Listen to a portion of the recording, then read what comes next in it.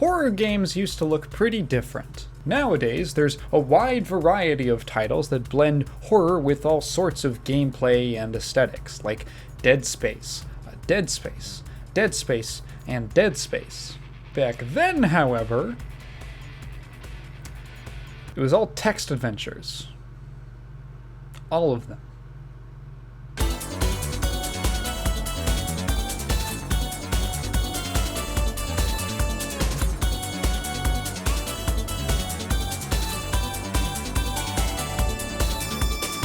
This one comes from Jeff Kintz, a pretty obscure one-man developer who nevertheless made some pretty interesting games. In 1992, he released two games, Shapeshifter and Dismal Passages. Both took place in a fictional land called Drelg Artavia and are pretty complex for the time. And despite the primitive graphics, he went for some pretty ambitious ideas, like reaching enlightenment and decade-spanning adventures. The next year, he'd develop The Dark Convergence. On his website, he describes the presence the game had on his life. The next project Kintz would work on would haunt him for many years to come. Based on the short story Long Dark Vile Time, which he had written several months earlier and was never published, the game became known as The Dark Convergence. The game would become an obsession for Kintz and would fill his mind and thoughts constantly. The horrific graphics and bizarre locales threatened to possess Kintz's mind, and he became socially isolated and morose. Well, let's see what put him into therapy.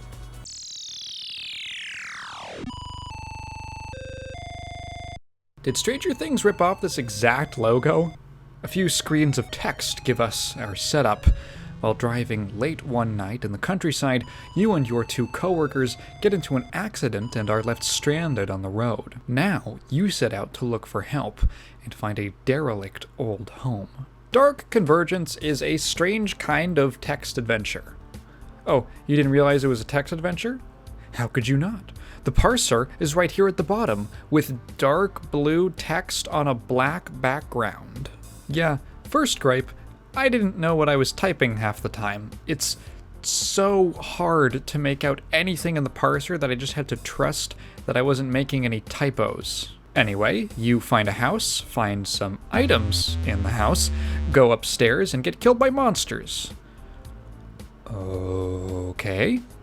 The moment you step in this room, there is a very specific sequence of actions you need to make, and missing even one will instantly kill you. You must, in this order, close the door, move the dresser in front of the door, look under the bed, find the hammer, take the hammer, tie sheet to bed. You cannot tie sheets to bed, it has to be singular, and climb down out the window.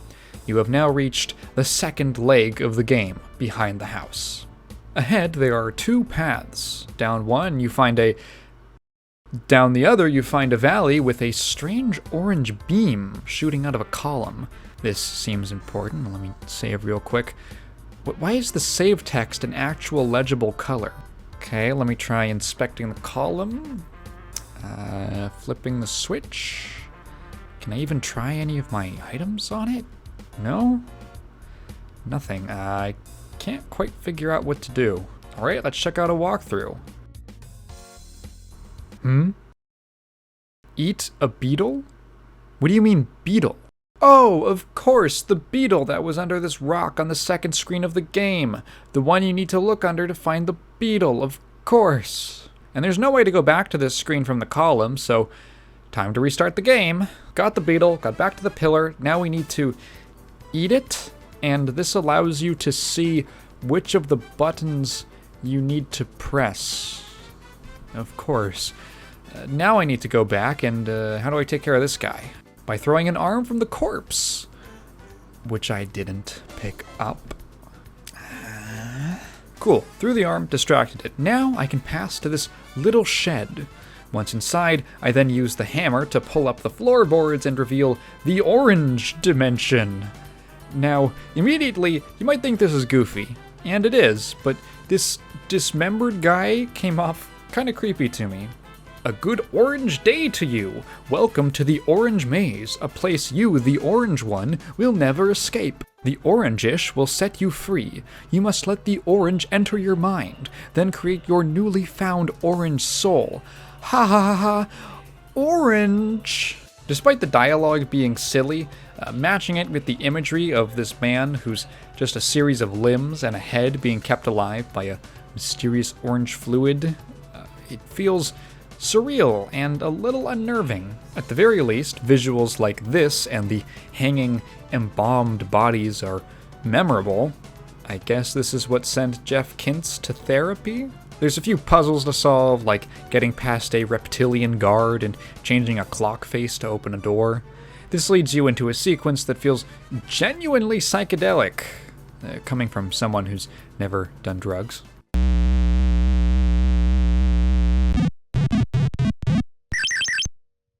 You wake up in a forest and stumble to a nearby highway, where you're found by police and arrested. Your co-workers in the car were found mutilated, and while you are absolved of suspicion, your mind is shattered and you're institutionalized. This leads directly into Dark Convergence 2, or Part 1, or The Hideous Trigoli? It doesn't pick up immediately, as you aren't in a mental hospital.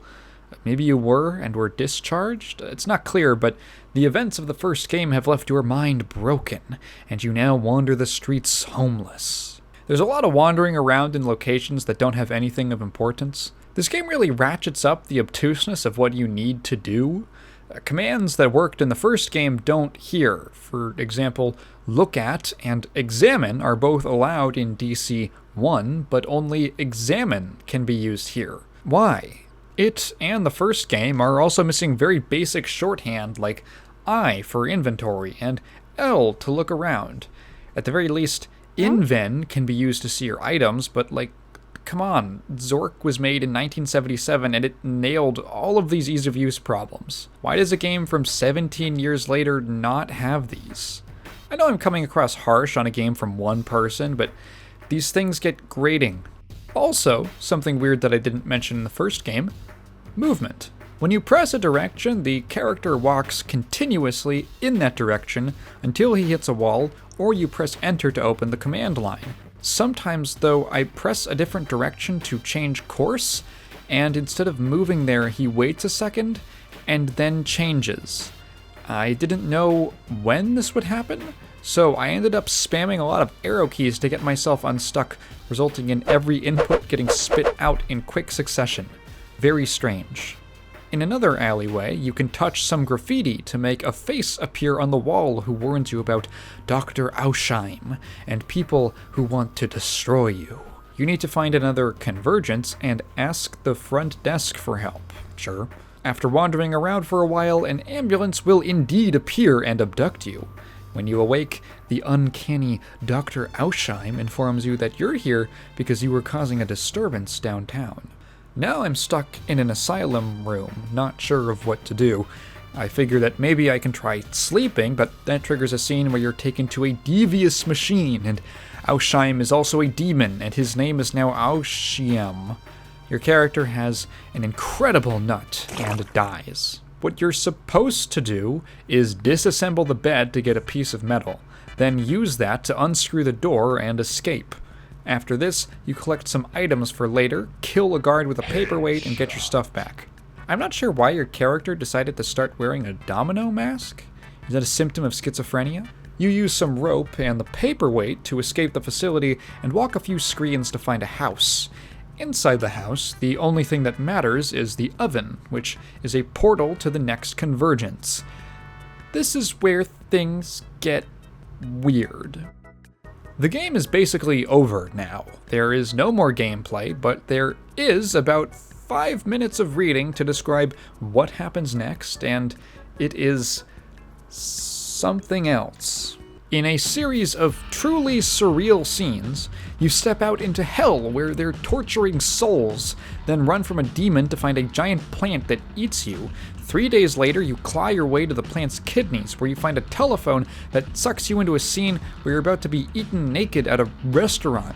And now you're in a city being chased by demon cops, so you jump into a red river and some tentacles point a purple box at you that sends you to a prairie where giant birds attack you, so you escape into the nose of a giant head statue, and the nose leads to a city where you enter an elevator that takes you to the orange dimension. Apparently, because you ate the orange bug in the first game, you can travel between dimensions, and these green reptile guys want to use you to go to Earth and invade it. So you take a pen and stab yourself in the head and black out. Then you're on an operating table where a computer is examining you, and you wet yourself, which short-circuits the computer, and you leave and find an old lady being swallowed by a blob who tells you to jam the pen into an electrical outlet, which makes you black out again and wake up in Cleveland. You recover from your injury, but are never able to calculate fractions or remember the 7th grade.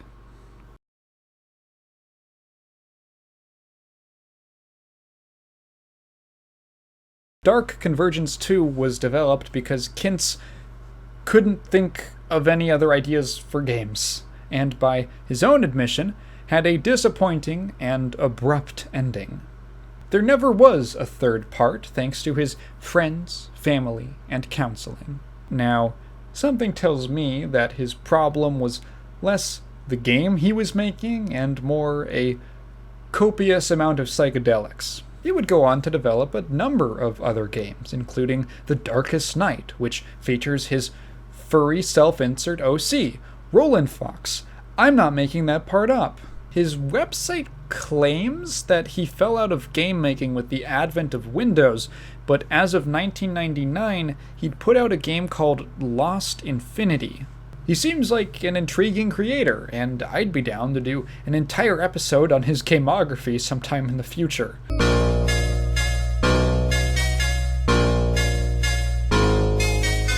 The Romantic Blue from 1994 comes to us from William R. Fisher III. You might remember him from the last video I did on DOS horror, which I made in July for some reason. He was responsible for Last Half of Darkness, a point-and-click adventure that had a strong visual identity and some effective atmosphere, even if a lot of the fine details were presented through text. He went on to make 2 sequels to Last Half of Darkness before putting out The Romantic Blue. The game has a neat atmospheric opening with spooky narration and lots of blue to set up the plot. Time runs short for Cassandra as the servants come for us all. Rand, is that you?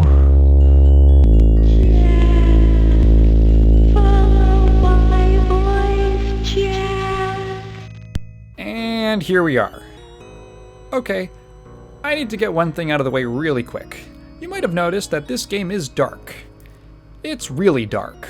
Almost its whole color palette is dark blue and black. What was this obsession horror devs had with that combination? Basically, take all the issues I had with the text in Dark Convergence and amp it up to the entire game.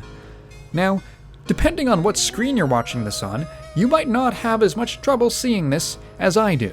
I use a pretty strong blue light filter because I'm looking at screens all day. This usually isn't an issue until the entire game is in blue, in which case it's literally impossible to make out what's happening on some screens. To actually play this game, I had to disable my filter, which immediately causes eye strain for me.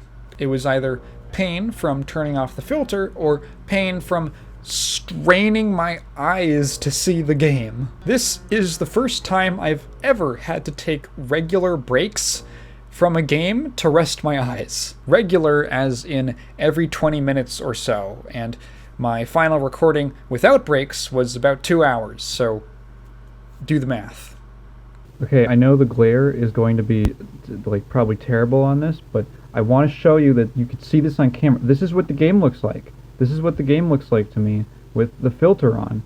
If I turn my blue light filter off, whoa, it's suddenly visible like I can see now. If I turn that back on, Oh, everything fades into... All the blue light gets blocked out. I have to edit it with a... Look at how cool that looks. Look at how cool that is. I have to edit it with the colors, the hues inverted. So it's all red. This actually looks badass. I really like this.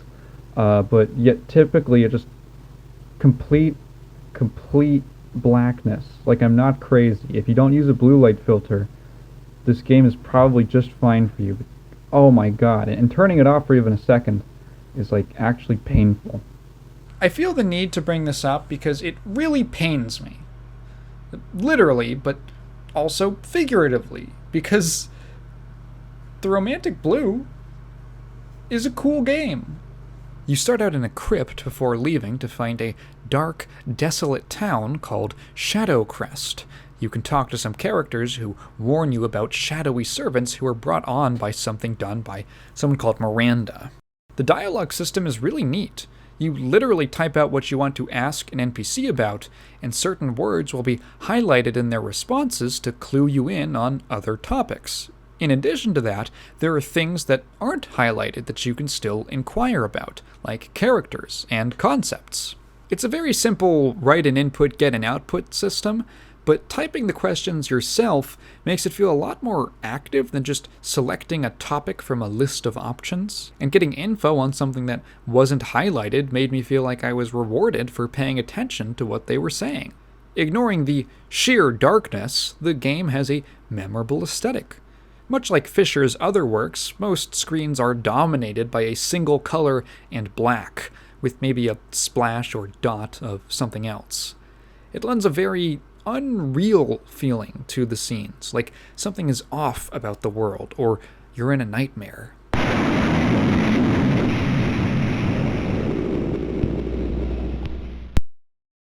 And when another color does appear, it makes a huge contrast, immediately drawing your eye.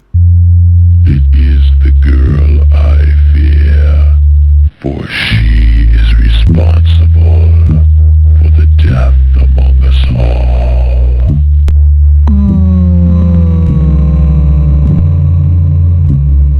Interaction is a little stiff. It's a slight streamlining of his previous verb system.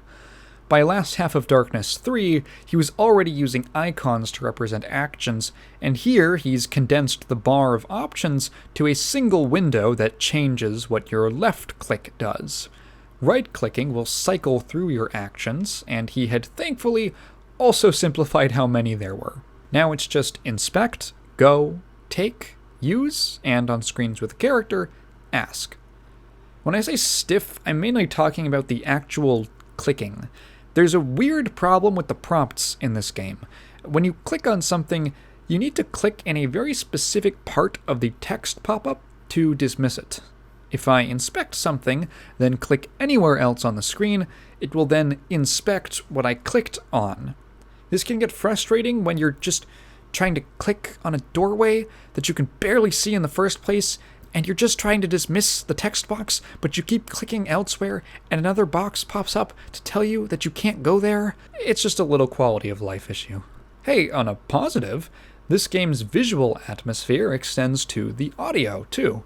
There is some voice acting, usually just when you first talk to an NPC. What can I do for you, stranger? But it's neat. There's also some music, and despite its sparing use, it's got great spooky Halloween vibes.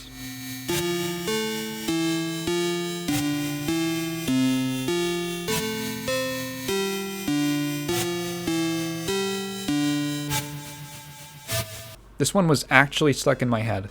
As you explore the town, you'll collect hints about what's caused its current onslaught of darkness.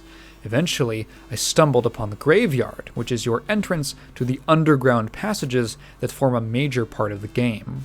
Here, it becomes a kind of old-school first-person dungeon crawler, complete with faux 3D graphics. It isn't the most graceful thing in the world. You can't tell in the recording, but the game's aspect ratio changes to get way shorter for some reason, and your mouse is locked to this area of the screen. Your actions here are also very limited. You can basically turn, and interact. If it's an item, you pick it up. If it's a door, you open it. If it's an enemy, you swing your sword. Combat is literally just mashing until they fall over, and if your strength, i.e. health, gets low, you replenish it by walking. So after a particularly bad fight, I found myself pacing back and forth for 3 minutes until I was healthy enough to continue. Not the greatest gameplay, but it gives you a clear path to progress. See, there are various keys scattered around the passages. These unlock doors that lead you to new areas, and one you'll find quickly is a rope that leads up out of a well. Exploring the nearby building will reveal Miranda, who is apparently behind all of this. She explains that, in fact, the town's misfortune was caused by forbidden love. She was a member of the local witch coven, an all-female cult called the Sisterhood, lesbians, who serve the High Priestess Morella. Everyone else has been captured and held prisoner. Miranda fell in love with one of these prisoners, Jack, whose piano music enthralled her. Unfortunately, love is forbidden to men, so Jack is set to be sacrificed and Miranda held captive in her room. Now, she's called on the player to save both her and Jack from Morella. It's not a bad setup, and the passages are one of the key locations you'll find various important items. This game is neat, but the visuals really grated on me. I could have toughed it out if I didn't have other games to play for this video, but I think I've played enough to at least recommend it. Maybe with a walkthrough in case you get really lost. Wait. You can only get the good ending of the game by ignoring everything and going straight to a specific room and grabbing an item. If you make even a single action that is not that, you're locked out. Yeah, we're moving on.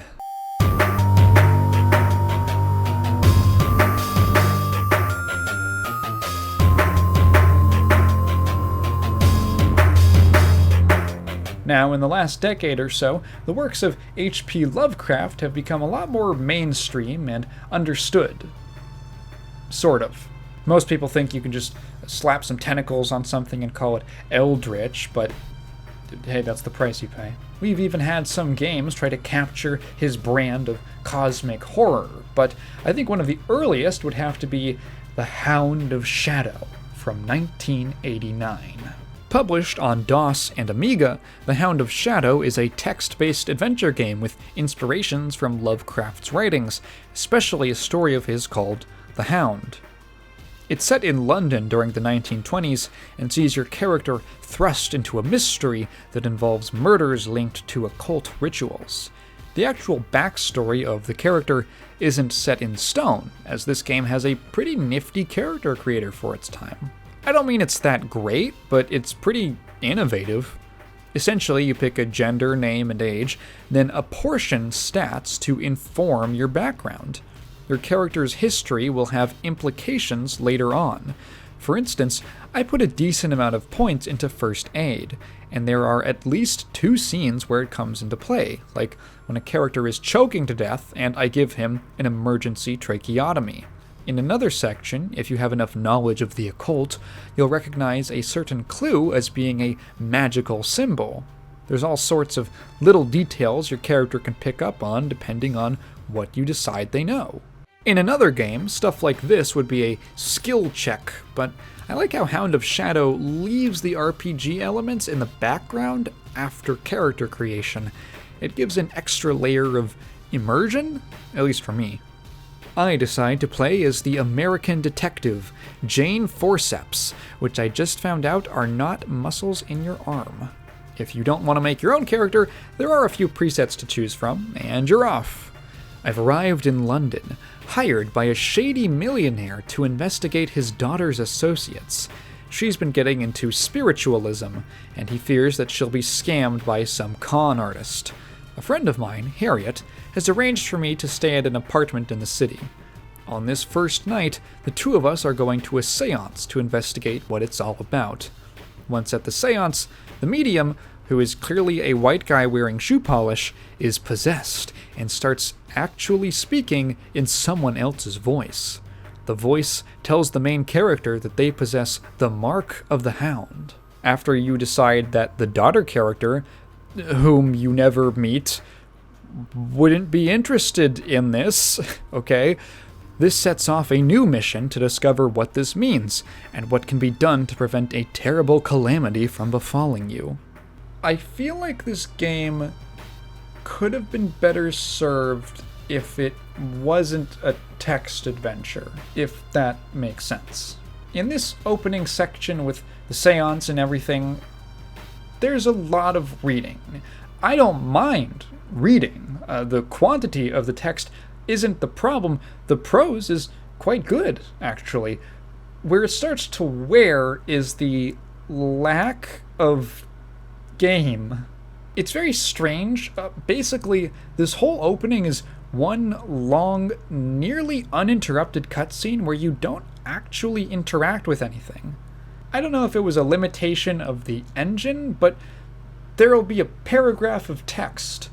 Then the game will prompt you, what now? But you can't actually do anything. Whatever you write will get an error, and then the next paragraph will just load. It took me a while to get used to this, because nothing I was doing had any effect, but the game just keeps on trucking, like you had a choice at all. It's like a prank. Haha, psych, next paragraph. I can picture this game as a graphical adventure where you get to click through text and see these scenes like cutscenes with stills or something.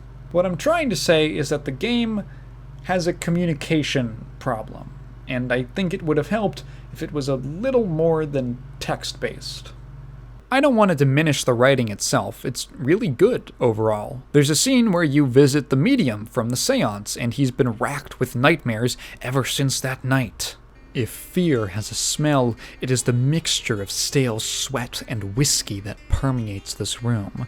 Without prompting, he begins to talk, half to himself, choosing his words with a care that may reflect the amount he has drunk or the reason why he drank. I can't take the dreams. As long as I'm awake, I can tell myself that I just got carried away, started to believe my own pitch, but as soon as I sleep, I see the shadows all around him again, and feel her inside me, inside my head. He looks at you again. I'm not going mad, am I? If I am, it could happen again, without any warning. But what if I'm not, Miss Forceps? Mother of God, what if I'm not? And with that, he collapses on the table, sobbing convulsively. Close to tears, Vivian ushers you out of the room and to the front door. After that, you visit the home of an occult antique shop owner who's been missing for a few days, and this part is just great. As you are about to open the door, you pause. There was a strange smell in the flat, something like cooking meat, which you at first assumed was the remains of a meal or was coming from a nearby building. Here, however, it is stronger and has acquired a sickly overtone. There's also a buzzing, faint but insistent. Making a note to investigate it later, you continue on into the room. Choking on the stench that sweeps out as you open the door, you can do nothing but flail helplessly at the huge swarm of flies that come with it. The foul things are all over you, touching your face, their nauseous buzzing in your very ears. Worst of all is the thought of what they have been feeding on, which you glimpsed for a moment as the door swung inward. Retching uncontrollably, you stagger back down the stairs and lunge toward the front door. Then, blackness. I dropped this game when I ended up soft-locking myself. See, a big location in this game is the British Museum's reading room, where you find a lot of sources and clues to the mystery. Well, the reading room is only open to people with passes, and when you first try to go in, the guards stop you and tell you to go to the clerk. The clerk tells you can get a temporary pass for a few days, but if you want a permanent one, you need to write to the museum president. I thought having the temporary one was fine enough, but no. I needed to go back to my apartment and write a letter, then send it out. I wasn't even aware that was a possibility. So, after progressing a few days in the plot, I just can't get into the reading room. This game has some interesting elements, but use a walkthrough.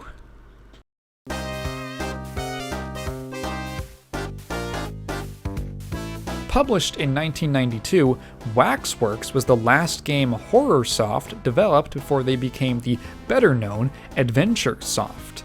This was only their fourth game, too, as they had exclusively made Elvira point-and-click adventures. Waxworks builds off of the same engine as those titles, and keeps in line with the tastes you would expect from people who make Elvira games. Namely, its direct inspiration being the 1988 horror comedy Waxwork, no S. It has a very 80s logo in the intro, complete with spooky imagery and sound.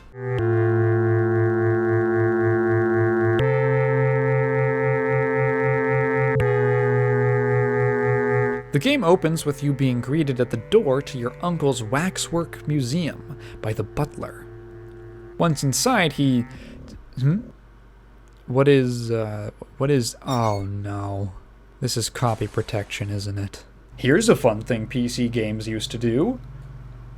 Copy protection! Yeah, before the days of Steam and authentication servers and all that, developers would include these purity tests to make sure that you didn't just burn the CD off of someone. Like, back in Hound of Shadow, sometimes a guy will just come up to you and ask when a certain train leaves.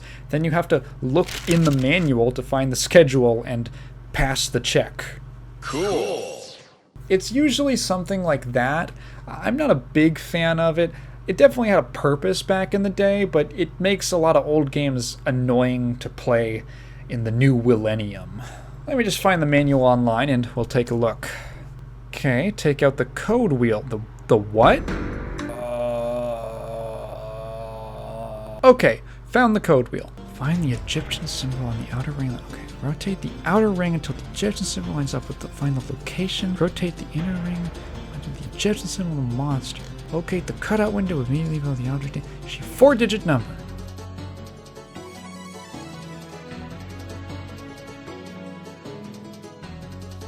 I got it.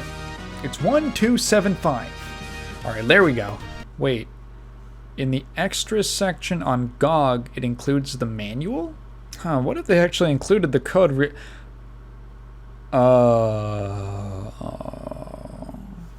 well, at least I had a suitably retro experience.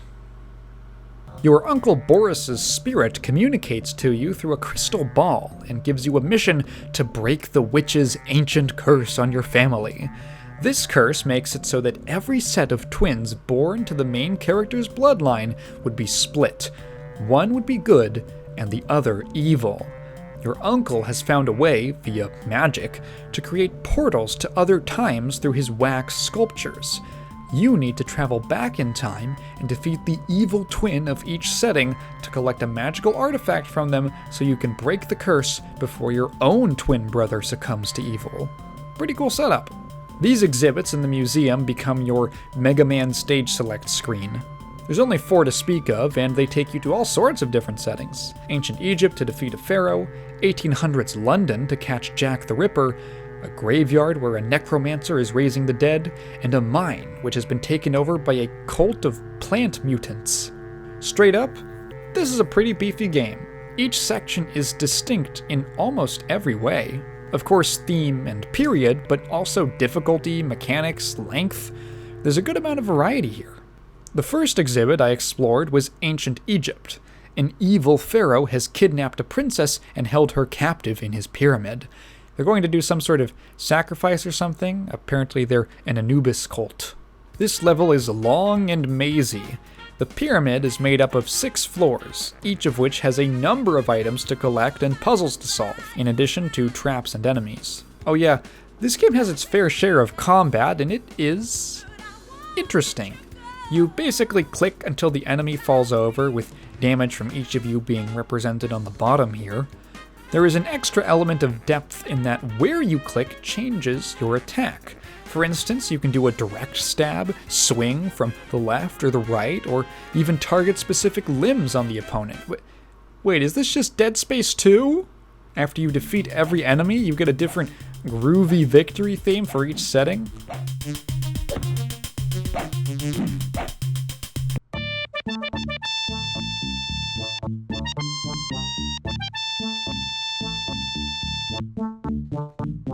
My favorite one is the graveyard.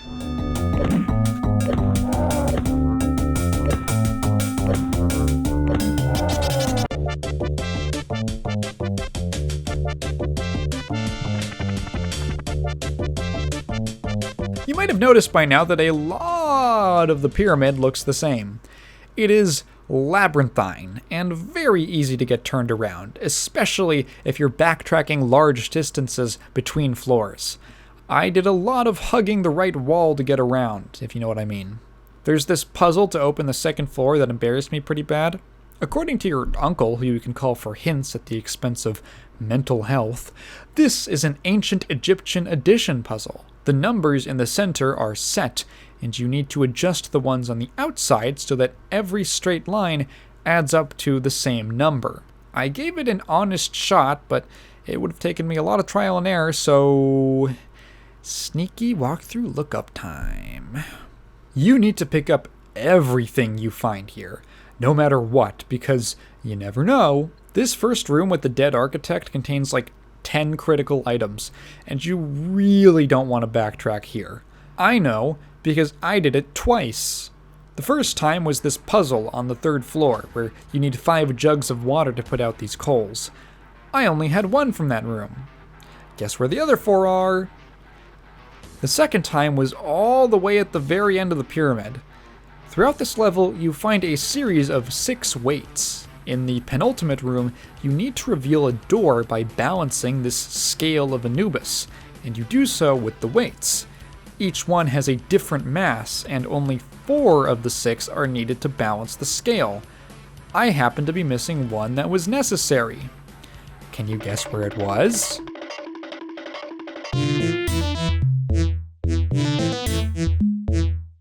Yeah, I had to do a lot of backtracking, which might not be so bad, but every floor is littered with these tripwires that are instant death. Oh yeah, I should mention the gore in this game. As you might expect from people who like old horror B-movies, this game is filled with unique death animations that give the artists a chance to show off all the gruesome ways they can think of to die. This is on top of the fact that every other person you encounter is either dead or a soon-to-be-dead enemy.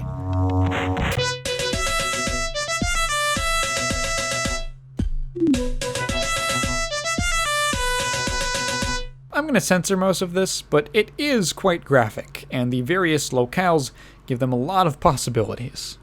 After defeating the Pharaoh and saving the princess, I decided to try out the Jack the Ripper exhibit. When I said that each section is totally different, I meant it. This one has totally different priorities. Instead of slaying every baddie who comes charging at you, you're on the run from the police who think you're Jack the Ripper. Obviously, they don't buy that you're his twin. I didn't get too far in this one because it is very frustrating. The other exhibits generally have enemies in set positions or spawn in front of you, but the London scene has police sneak up on you and handcuff you before you know it, meaning that you have to be very active in moving around and avoiding them. That makes the dark streets even more disorienting and easy to get lost in. I didn't end up finishing that one, and instead tried out the haunted graveyard. What's funny about this section is that it actually serves as a great introduction to the game. It's fairly short, has a layout that's not too mazy, and features the whole combat system. See, these zombie enemies have to be dismembered before they're decapitated. They don't really fall over until both arms and the head are off. This is also where you break your way into your family's tomb and talk to the corpses of your ancestors, whose souls are being kept prisoner in their rotting bodies by the necromancer. They explain a lot of background about the witch's curse. After that, it's just getting a few items to free their souls, a puzzle to find the necromancer, and a quick poke to kill him.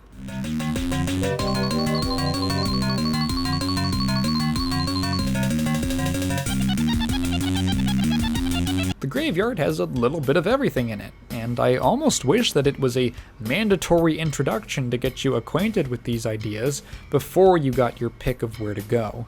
It would have been a much less brain-frying experience than the pyramid, which I started with because it was the first one the game shows you. In addition to showing off the game's core mechanics and filling in some plot details, the graveyard also highlights some of its shortcomings, namely being way too subtle. For instance, to get into your family's tomb, you need an iron bar that's poking out of the fence. That's a little tricky to find because you have to look behind you from where you're walking, but okay. After that, you have to pry open a crack in the tomb. Oh, you can't see the crack? It's right here, silly. There's another really bad instance of this in the mine. The theme here is great. Plant mutants in an underground cave, living roots and vines, lining the walls, and acid-spitting pods ready to poison you. Your best weapon isn't a standard weapon like the other exhibits, but a chemical sprayer with limited uses. In this section, you find some prisoners who have been taken captive by the plant mutants. One of them is a demolitions expert who can help you blow up the mine and kill them once and for all, but he needs a few things first. One of these is a drill and a drill bit from a dead miner. The drill is easy enough to find, but the bit was lost in a hole he was boring. Here's the problem. Can you see a hole here? Because there's actually 3, and only one of them has it. This isn't the only wall with holes from the drill either. They're all just as hidden. I quit this game when I, yet again, soft-locked myself. The drill needs fuel to work, but I accidentally used up all the gas in this engine to refuel my chemical sprayer, so I just don't have the strength.